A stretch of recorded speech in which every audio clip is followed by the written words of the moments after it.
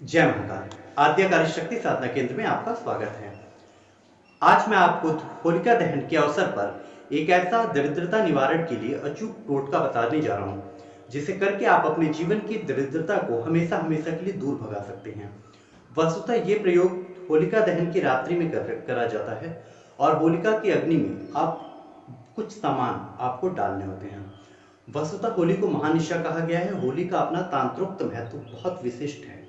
होलिका की अग्नि कोई सामान्य अग्नि नहीं है और होलिका दहन ये एक सामान्य प्रक्रिया नहीं है जो वर्ष भर में एक बार होती है। इस दिन आप होलिका की अग्नि में बहुत कुछ दहन कर सकते हैं। उस बहुत कुछ में आपके शत्रु बाधा, आपकी दरिद्रता, आपका कर्ज, आपके या आपके किसी निकट संबंधी के रोग, आपकी मुकदमेबाजी, आपकी ग्रह बाधा, किसी भी प्रकार की बाधा का आप निवारण कर सकते हैं यदि टोटका सही ढंग से कर दिया जाए। और इसमें ये टोटके हैं क्या, वस्तु इनमें किसी विशिष्ट मंत्र की जाप करने की कोई विशिष्ट इनकी तांत्रिक प्रक्रिया नहीं होती। कुछ सामग्री का, सही जड़ी बूटियों का, कुछ वनस्पतियों का, कुछ औषधियों का, इनका एक सही प्रयोग सही काल नक्षत्र के तहत जब कर दिया जाता है तो टोटके बन जाते हैं। होलिका दहन पर ये टोटके विशिष्ट रूप से सबसे सटीक कारगर सिद्ध होते हैं।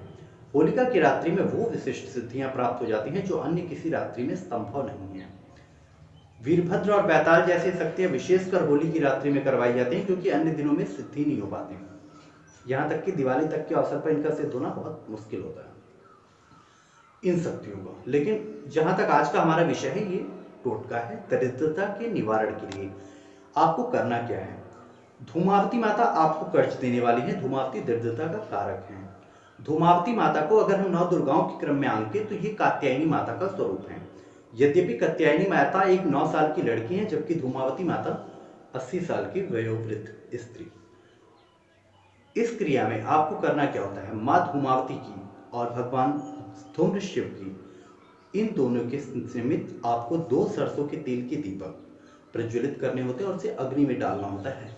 लेकिन इसमें आपको किन किन सामग्री का कैसे कैसे प्रयोग करना है, इसके विषय में मैं आपको आज बताने जा रहा हूँ। सर्वप्रथम आपको बाजार से 1.25 मीटर सफेद कपड़ा प्राप्त कर लें। उस पर काजल से धूम बीज अंकित करें। ठीक है, धूम बीज अंकित करने के बाद आपको एक ट्रायंगल बनाना है। उस ट्रायंगल के अंदर ही धूम बीज होना चाहिए। ट्रायंगल में जो धूम का बीज नीचे वाली मात्रा है, ट्रायंगल का निचला हिस्सा ठीक इस प्रकार से होगा। ठीक है,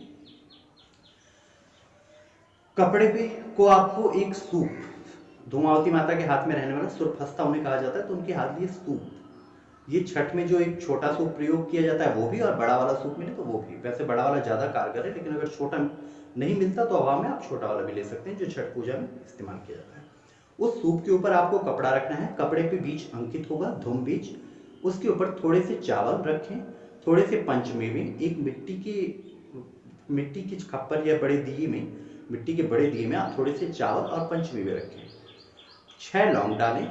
वहां 1-2 ढेरी आपको बनानी है। एक पीली सरसों की ढेरी, दूसरी नमक की ढेरी। 1-1 कटोरी सरसों और नमक उस पर डालें सूप के ऊपर, तो ये ढेरी बन जाएगी। उस ढेरी के ऊपर आपको 2 दीपक अलग अलग प्रज्वलित करने हैं। एक धूमावती के लिए, एक धूम्र शिव के लिए है। लेकिन एक बात का विशेष ध्यान रखें, क्योंकि धूमावती माता ने धूम्र शिव, या जिसे कहें हम एक सांकेतिक रूप में भगवान शिव का वध किया है धूमावती ने इस कथा के अंतर्गत। तो भगवान शिव उन्होंने खा लिया था, माँ धूमावती ने भगवान शिव को खा लिया था अपनी क्षुधा की तृप्ति के लिए। तो उस समय में भगवान शिव धुएं के माध्यम से, डकार जैसे हम लोग लेते हैं, तो डकार के माध्यम से धुआं बन के वो निकले थे, वही धूम्र शिव बन गए। तो इसलिए वो कभी देवी वामांगी नहीं बनती उनकी, वो दक्षिण में बैठेंगे धूम्र शिव के साथ। ठीक है, तो दीपक आपको इसी ढंग से प्रज्वलित करना है। दोनों ही दीपक सरसों के तेल के होंगे। आप होलिका दहन के पास जाएं, विशेषकर तब से सामान्य लोग हट जाएं। आपको रात्रि काल के समय में 11 बजे, 11:30, 12, जो आपके यहाँ का माहौल है, अपने निकटवर्ती होलिका दहन के पास जाएं और वहां जाकर उस सूप को ठीक ऐसे उल्टा करके पलट दें। एक बात का विशेष ध्यान रखिए, दीपक जलाते समय में, क्योंकि दरिद्रता आपके घर से बाहर जा रही है, कर्ज आपके घर से बाहर जा रहा है, ज्येष्ठा अलक्ष्मी आपके घर से बाहर जा रही है। पहले तो आपके घर के अंदर थी, इसलिए जो दीपक जलाएं वो खड़ी बत्ती का ना रखें, ना बत्ती आगे की तरफ, मतलब देवता की तरफ रखते हैं, लेकिन इसमें नहीं। इसमें आप पहले बत्ती अपनी तरफ रखेंगे, उसे प्रज्वलित करेंगे, वो आपकी सारी दरिद्रता को अपने दीपक में समेटेंगे। पीली सरसों और नमक, साबुत नमक, ये एब्जॉर्ब कर लेंगे आपकी दरिद्रता को। और 6 रुपए आपको रखने हैं। 6 का अंक धूमावती को अत्यधिक प्रिय है। 6 लौंग के जोड़े, पंचमेवे, सूखे फल, एक भी वैसे फल, रसीले फल नहीं होने चाहिए। ये आपको ले जाना है और ले जाकर इसे अपनी तरफ से आगे की तरफ, जैसे हम लोग ऐसे रख देते हैं, कुछ ऐसे नहीं रखना, इसे यूं पलट करके आगे डाल देना है।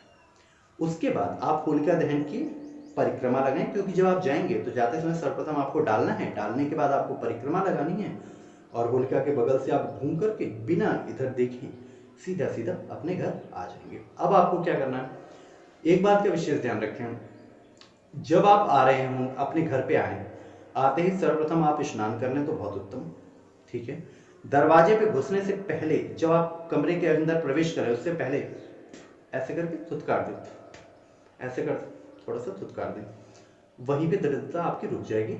आपको आगे बढ़ना है, स्नान करना है। स्नान करने के बाद अच्छे से अपने भगवान का, अपने इष्ट का, अपने गुरु महाराज का पूजन करिए, जिन्हें भी आप मानते हैं, जिस देवता को भी आप प्रेम करते हैं, उस देवता का पूजन करिए।